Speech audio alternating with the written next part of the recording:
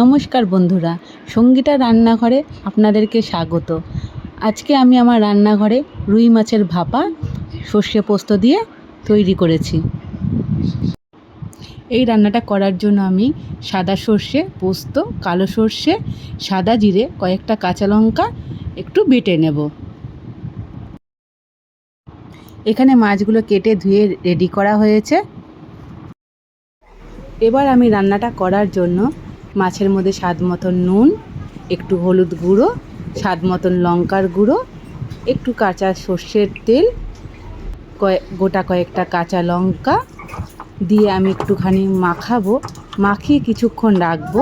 তার মধ্যে আমি মশলাটাকে বেটে নিয়ে এসেছি। বেটে নেওয়া মশলাটাও আমি মাছের মধ্যে দিয়ে দিয়েছি। এবার বেটে রাখা মশলাটা মাছের মধ্যে দিয়ে আমি খুব সুন্দরভাবে মশলাটাকে মাখিয়ে নেব। যতক্ষণ পারবেন ততক্ষণ অবধি মশলাটাকে মাখানোর চেষ্টা করবেন, যাতে ভালো করে মাছে মশলাটা মাখানো হয়। এবার আমি রান্নাটা শুরু করার জন্য কড়াই গরম হলে কড়াইতে কিছুটা পরিমাণে সর্ষের তেল, একটু কালো জিরে, অল্প সামান্য কিছু টমেটো কড়াইতে দিয়ে একটু সাঁতলে নেব। সাঁতলানো হয়ে গেলে আমি একে একে মাছের পিসগুলো সুন্দর করে কড়াইতে দিতে থাকবো।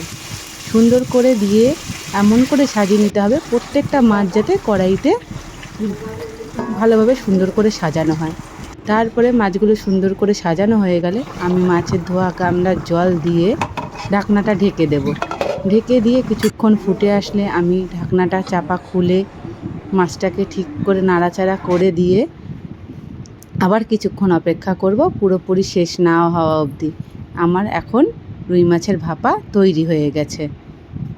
যদি এই রেসিপিটা আপনাদের ভালো লেগে থাকে তাহলে একটা লাইক, কমেন্ট আর শেয়ার করে সাবস্ক্রাইব করে দেবেন।